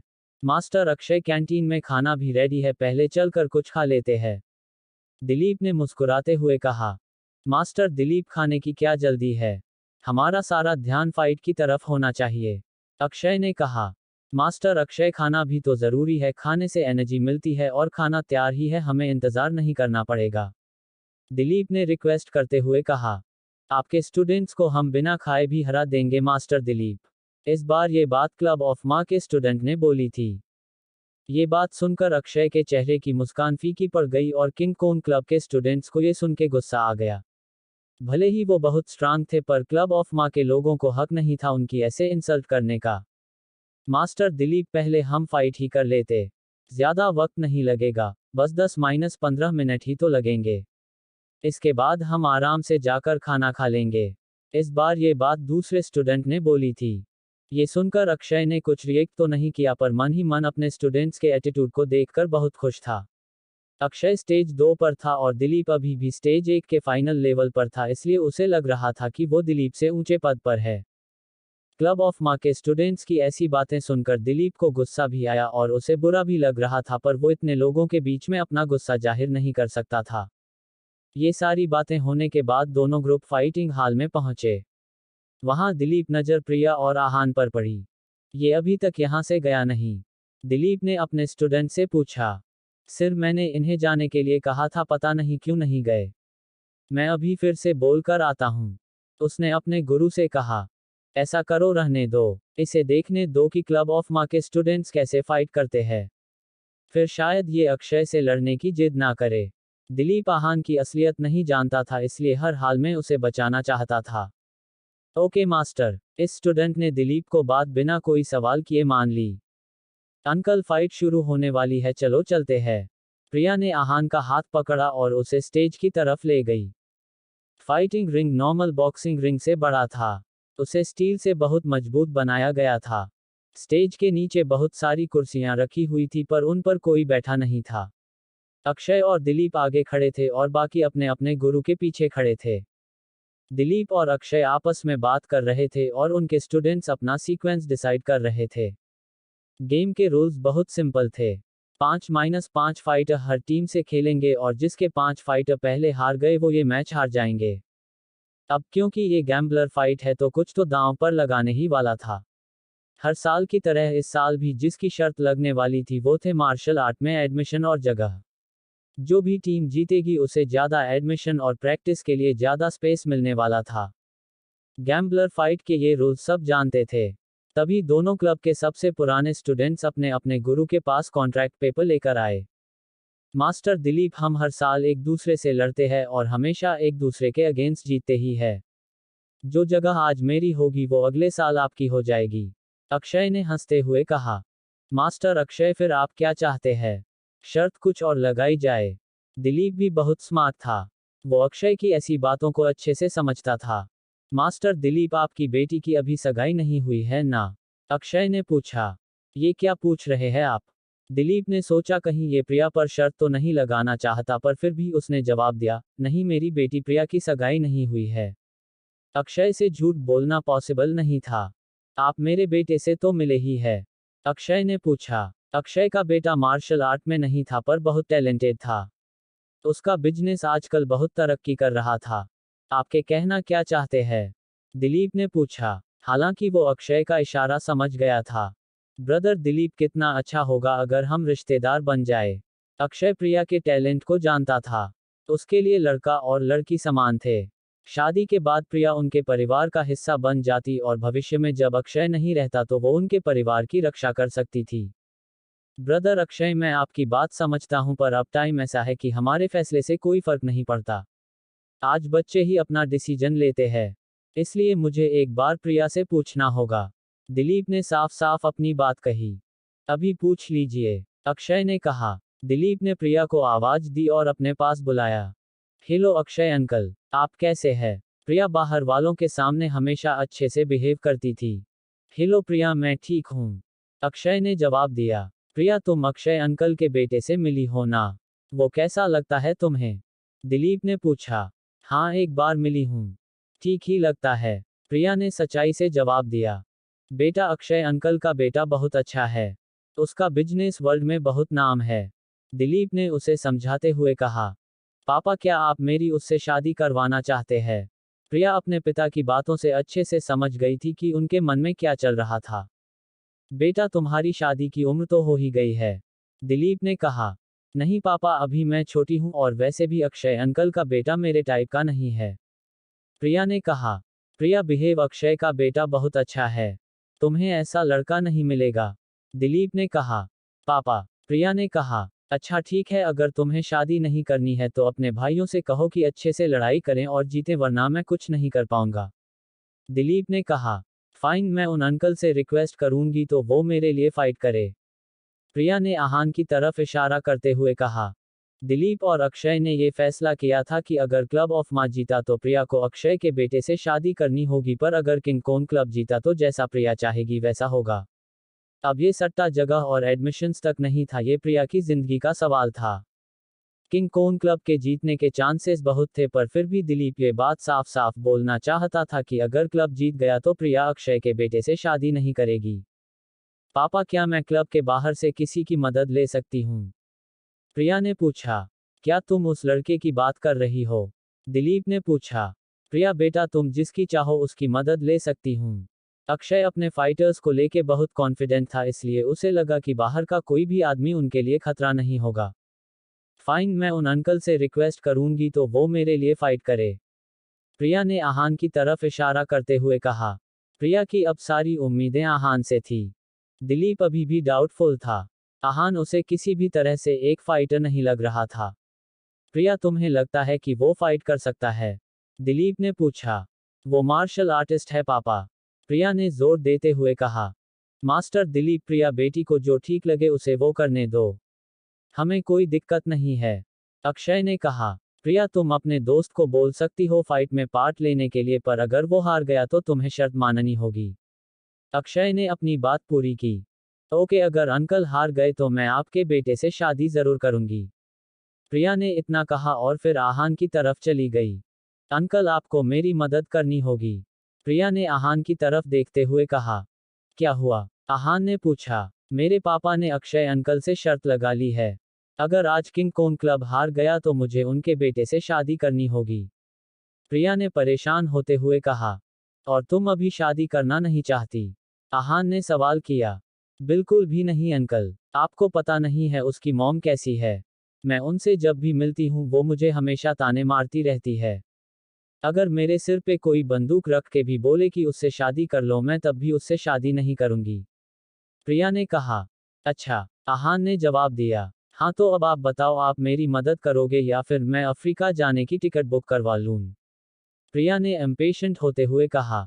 अफ्रीका की टिकट, क्यों, आहान ने हैरान होते हुए पूछा। अगर आप नहीं जीते तो मैं अफ्रीका चली जाऊंगी और वहां जाकर नई लाइफ शुरू करूंगी, एटलीस्ट मुझसे शादी करने वो वहां तक तो नहीं आएंगे, प्रिया ने कहा।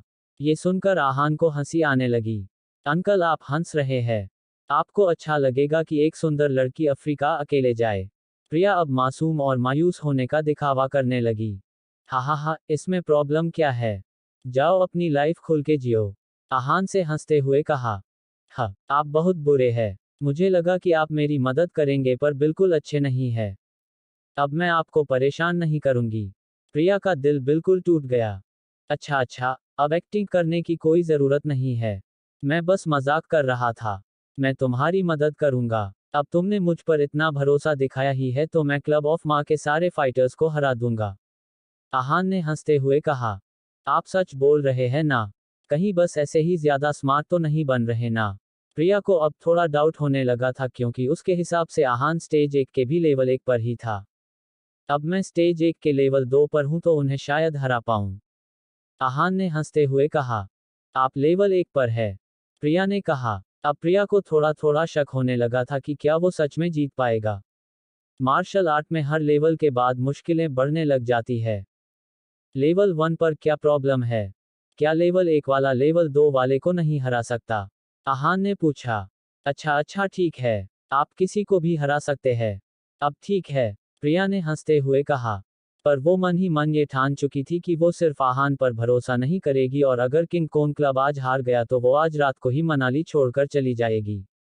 आहान ने उसकी आंखों में कन्फ्यूजन देख लिया था, पर फिर भी वो उसे कुछ समझाने के मूड में नहीं था। जब वो स्टेज पर चढ़ेगी तब उसे सब पता चल ही जाएगा। चलिए अंकल अब चलते हैं। फाइट शुरू होने वाली है, प्रिया ने कहा। वहां किसी को भी भरोसा नहीं था कि आहान एक फाइटर है और वो लड़ सकता है, पर फिर भी क्योंकि प्रिया को भरोसा था इसलिए लास्ट में जाने वाले वैभव की जगह आहान को भेजा गया।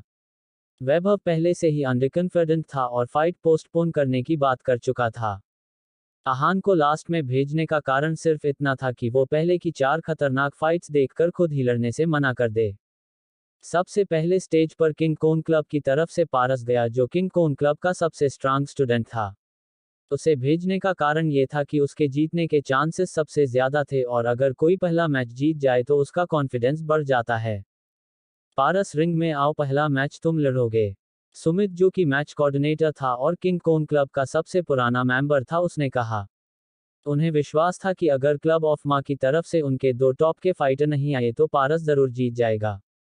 पारस बहुत सालों से स्टेज 1 के लेवल 2 पर था और बहुत सारी फाइट्स में हिस्सा ले चुका था, इसलिए उसका एक्सपीरियंस काफी अच्छा था। किंग कॉन्ग क्लब के मेंबर्स उम्मीद कर रहे थे कि वो अपने टॉप 2 फाइटर्स को ना भेजे ताकि वो कम से कम एक राउंड तो जीत पाए। क्लब ऑफ मां की तरफ से कौशल आया। पिछले साल पारस के कौशल को बहुत बुरी तरह हराया था। किंग कॉन्ग क्लब के मेंबर्स और खुद दिलीप बहुत खुश हुए। पापा, ये तो कौशल है, इसे तो पारस हरा ही देगा, प्रिया ने खुश होते हुए कहा। प्रिया और एक्साइटेड लग रही थी। ये देखकर आहान ने सोचा कि ये लड़की बहुत जल्दी बहुत खुश हो जाती है। अंकल, आपको पता है ये कौशल है, लास्ट ईयर पारस ने कौशल को हराया था। इस बार भी ऐसा ही होगा, प्रिया ने आहान को इन्फॉर्म करते हुए कहा। आई होप सो, आहान ने कहा। भले ही पिछले साल कौशल हार गया हो, पर इस साल बात अलग थी। आहान देख पा रहा था कि इस बार कौशल बहुत अच्छे से प्रिपेयर होकर आया था। उसकी बॉडी लैंग्वेज, आंखों का कॉन्फिडेंस सब एक विनर जैसा था। आहान को यह देखकर अजीब लग रहा था कि सिर्फ प्रिया ही नहीं बल्कि पूरा किंग कॉन्ग क्लब और यहां तक दिलीप भी रिलैक्स थे। उन्हें अपोनेंट की पावर्स जैसे नजर ही नहीं आ रही थी। अब पारस और कौशल रिंग में पहुंचे। कौशल, चिंता मत करो, इस बार मैं तुम पर थोड़ी दया दिखा दूंगा, पारस ने कौशल को नीचा दिखाते हुए कहा।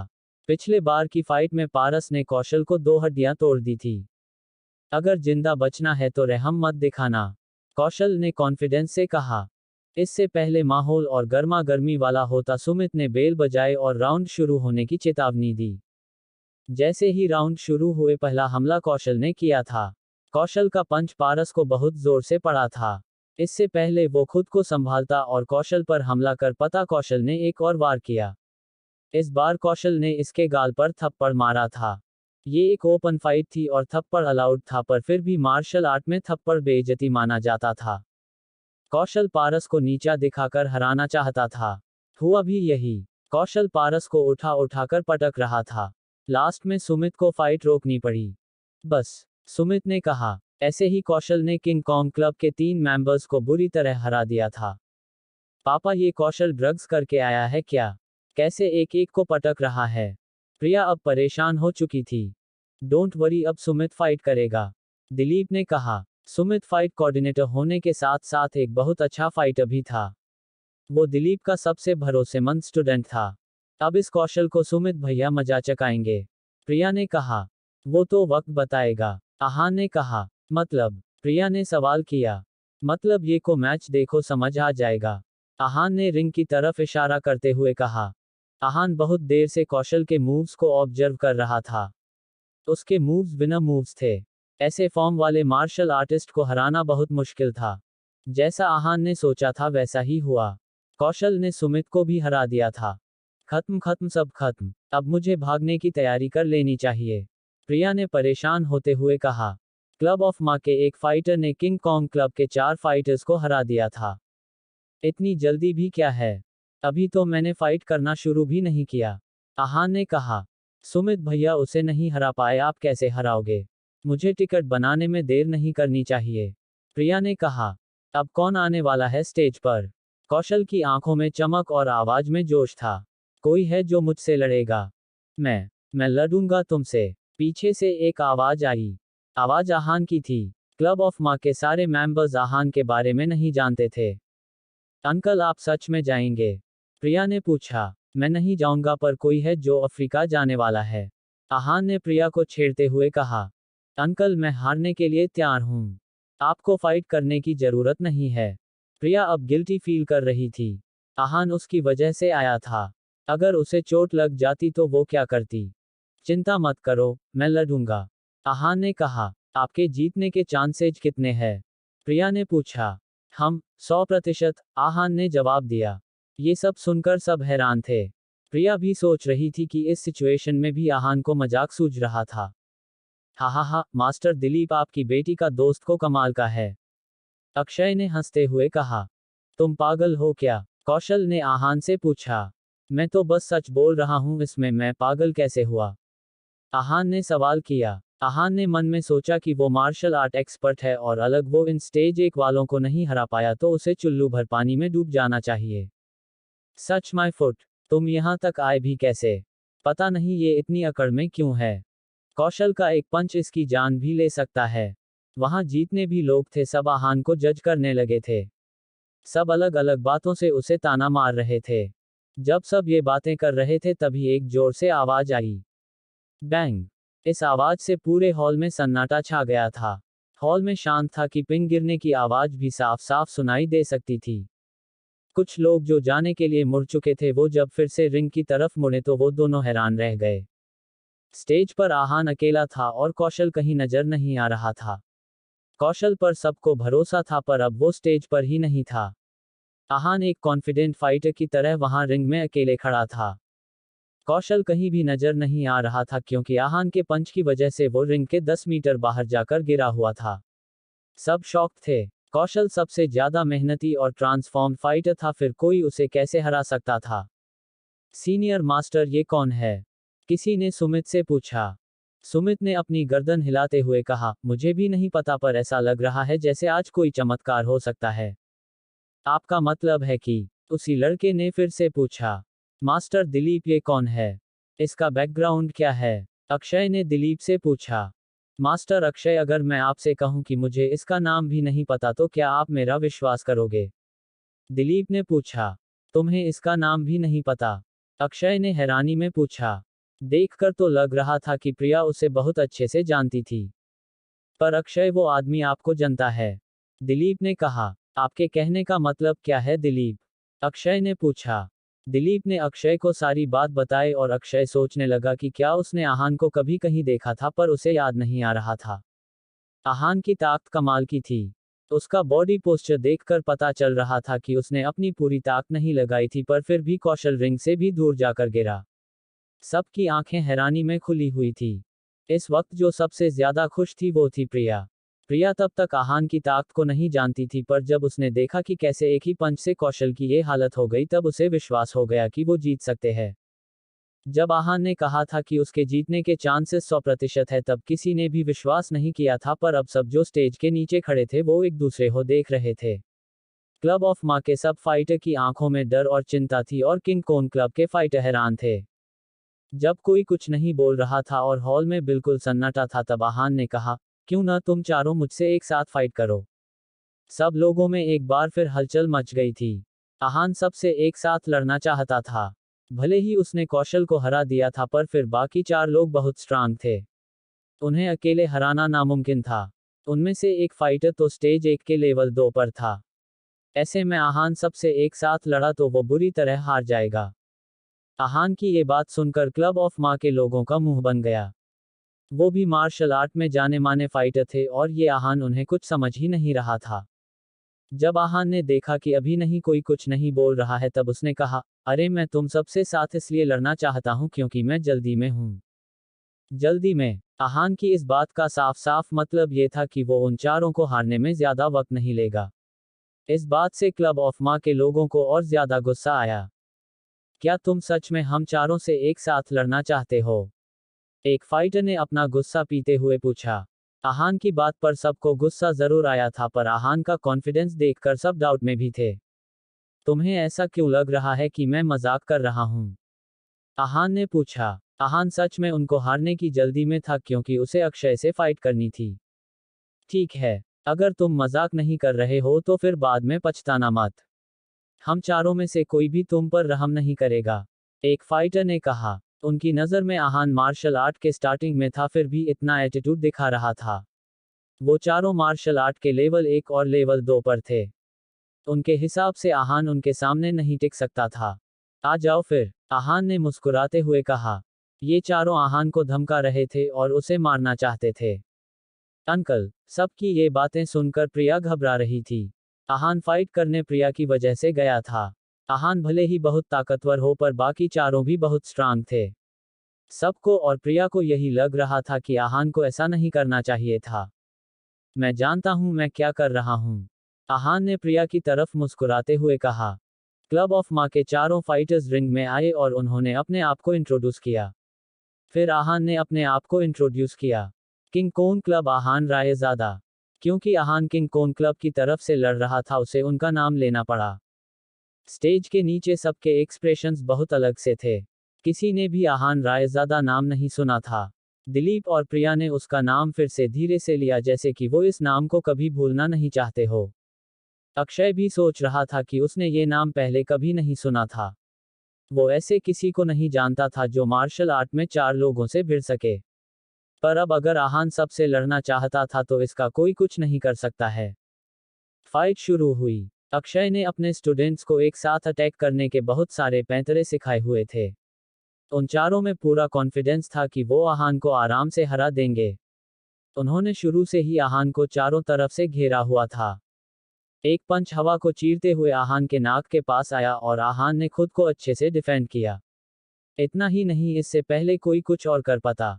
आहान का पंच एक फाइटर के मुंह पर पड़ा और वो भी रिंग के बाहर कौशल के पास जाकर गिरा। सन्नाटा। पूरे हॉल में एक डरावना सन्नाटा था। जिस तरह से आहान ने खुद को बचाते हुए काउंटर अटैक किया था, सब बस देखते ही रह गए। अब स्टेज पर 1vs3 था। आहान के चेहरे पर कॉन्फिडेंस था और बाकी तीनों के चेहरे पर डर था। तीनों कहीं न कहीं सरेंडर करना चाहते थे।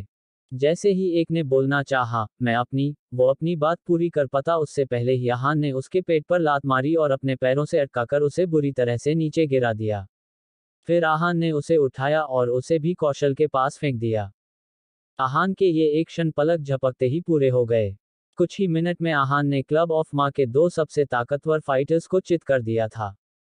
जैसे ही आहान ने अपने कदम बाकी 2 की तरफ बढ़ने शुरू किए, उन्होंने ने तुरंत हार मान ली और स्टेज से भागने लगे। उन्हें एहसास हो गया था कि आहान कोई मामूली इंसान नहीं है। अगर उन्हें खुद को बचाना है तो उन्हें हार मान लेनी चाहिए। उधर स्टेज के नीचे खड़े अक्षय की आंखें गुस्से से लाल थी। उसके पांचों स्टूडेंट्स इस कदर हारेंगे, उसे इस बात का बिल्कुल अंदाजा नहीं था। इनकी हार से क्लब ऑफ माँ का नाम बुरी तरह से खराब हो चुका था। उनमें से कोई भी अगर थोड़ा भी लड़कर हारता तो शायद अक्षय को इतना गुस्सा नहीं आता, पर किसी में भी उसके सामने टिकने की ताकत नहीं थी। इतना ही नहीं, 2 तो बिना लड़े ही हार मानकर स्टेज से भाग गए थे। उधर दिलीप के चेहरे पर हैरानी, चिंता और खुशी सब थे। हैरानी थी आहान की ऐसी ताकत देखकर, खुशी इस बात की थी कि किंग कोन क्लब आज ये फाइट जीत गया, और चिंता इस बात की थी कि अब अक्षय क्या करेगा। दिलीप चाहता था कि आज किंग कोन क्लब जीत जाए, पर वो ऐसे जीतेंगे ये उसने बिल्कुल नहीं सोचा था। आहान जब स्टेज से नीचे उतर रहा था तब सबके मन में उसके लिए रिस्पेक्ट थी। किंग कोन क्लब का हर सदस्य उसे इज्जत से देख रहा था। खास करके सुमित ने ही आहान को वहां से भाग जाने के लिए कहा था, और अब वो ही आहान के सामने सिर झुकाए उसकी इज्जत में खड़ा था। जो इन सब में सबसे ज्यादा खुश थी वो थी प्रिया। आहान को जज करने में प्रिया इतनी भी गलत नहीं थी। प्रिया खुशी से फूली नहीं समा रही थी। जैसे ही आहान स्टेज के नीचे आया, प्रिया भागकर उसके पास गई और उसके गाल पर किस कर दिया। अंकल, आप अमेजिंग हो, यू आर टू गॉड। प्रिया ने जैसे ही ये किया, आहान हैरान था। आहान सोच रहा था कि इस लड़की में आखिर कैसा कॉन्फिडेंस है। इतने लोगों के बीच में उसने उसके गाल पर किस कर दिया था। कुछ ही सेकंड्स में प्रिया को एहसास हो गया था कि उसने कुछ गलत कर दिया था। उसने जैसे ही आहान की तरफ देखा, आहान का एक्सप्रेशन कुछ खास अच्छा नहीं था। शायद उसे प्रिया की ये हरकत पसंद नहीं आई थी। प्रिया ने भी कुछ कहा नहीं, बस शर्म से अपनी गर्दन झुका ली। इस वक्त अक्षय और दिलीप आहान के पास आए। अक्षय का चेहरा कुछ खास अच्छा नहीं था, पर दिलीप के चेहरे पर कहीं ना कहीं एक हल्की सी मुस्कान थी। आखिर वो आहान की वजह से हारी हुई फाइट जीत गए थे। दिलीप ने आहान का हाथ अपने हाथों में लिया और कहा, यंग मैन, मैंने कभी भी आप जैसा फाइटर नहीं देखा। आपकी स्ट्रेंथ कमाल की है। पहले मैंने जो कुछ भी कहा था मैं उसके लिए आपसे माफी मांगता हूँ। दिलीप जो भी बोल रहा था वो सब सच था। पूरे मनाली में आहान की जनरेशन में से उसके जैसा कोई भी नहीं था। मास्टर दिलीप आप बहुत अच्छे हैं। आहान ने मुस्कुराते हुए कहा। आहान को दिलीप से कोई परेशानी नहीं थी। दिलीप एक अच्छा इंसान था। उसने पहले जो कुछ भी बोला था वो सब आहान की भलाई के लिए बोला था। ये क्लब ऑफ माँ के फाउंडर और टीचर है, मास्टर अक्षय। दिलीप ने आहान और अक्षय का परिचय करवाया। हालांकि आहान ने कहा था कि वो उसे जानता है पर अक्षय की तरफ से लग रहा था कि अक्षय आहान को नहीं पहचानता है। इसलिए ये दिलीप की जिम्मेदारी थी कि वो दोनों को आपस में मिलाए। मैं इन्हें जानता हूँ, आहान ने अक्षय की तरफ देखते हुए कहा। तुम मुझे कैसे जानते हो?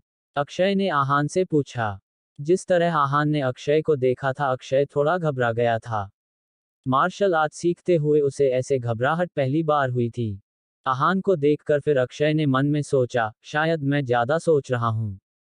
मैं स्टेज 2 का फाइटर हूँ, भले ही इसने मेरे स्टूडेंट्स को इस तरह हराया है पर ये मेरा कुछ नहीं बिगाड़ पाएगा।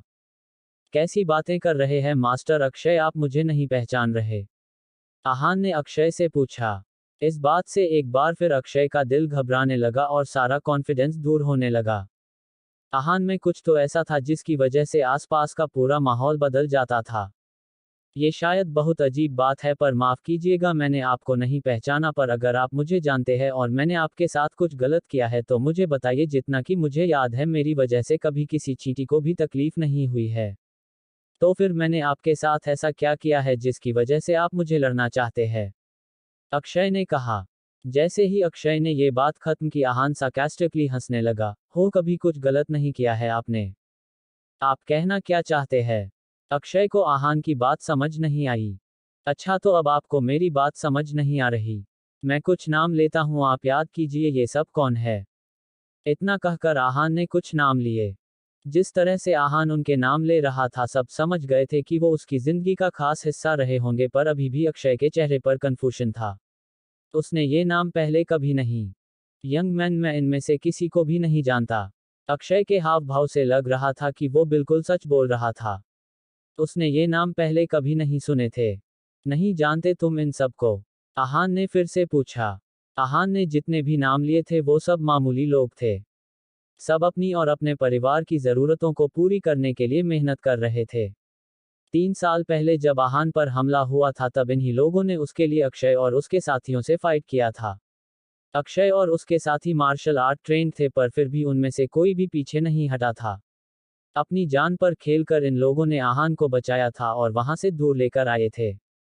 उस रात आहान के शरीर पर बहुत खून था। उसके खून के साथ उस दिन उसके शरीर पर उन मामूली लोगों का भी खून था जिन्होंने उसके लिए लड़ाई की थी। अगर उस दिन वो लोग नहीं होते तो आज शायद आहान जिंदा नहीं होता और अब अक्षय इन सबको जानने से माना कर रहा था। शायद उसके लिए मामूली लोग और चींटियां बराबर होते हैं। अब क्योंकि तुम उन्हें जानने से इनकार कर रहे हो तो फिर। आहान ने इतना कहा और अक्षय को पंच किया। आहान के इस पंच से फाइटिंग हॉल का माहौल फिर से बदल गया था। अब सबके चेहरे पर डर था। वहां हर इंसान कांप रहा था। उन्होंने ऐसा गुस्सा पहले कभी नहीं देखा था। उन्हें विश्वास नहीं हो रहा था कि आहान जैसा शांत दिखने वाला आदमी ऐसा कर सकता था। उधर अक्षय इस पंच के बाद खुद को संभाल रहा था। उसकी आंखें खुली की खुली रह गई थी। अक्षय के शरीर पर रोंगटे खड़े हो गए थे। ये तुम क्या कर रहे हो? मैं सच में इन लोगों को नहीं जानता। अक्षय ने पूछा। तुम इन्हें नहीं जानते इसलिए तुम मरना ही डिजर्व करते हो। आहान ने गुस्से में कहा। तुम क्या कह रहे हो, मुझे कुछ समझ नहीं आ रहा है। अक्षय ने कहा। सब समझ आ जाएगा। आहान का अक्षय को माफ करने का इरादा बिल्कुल नहीं था। अगर आप लोग इस कहानी का अगला भाग सुनना चाहते हैं तो जल्दी से मेरे चैनल को सब्सक्राइब करें और मुझे बताएं कि आपको यह कहानी कैसी लगी।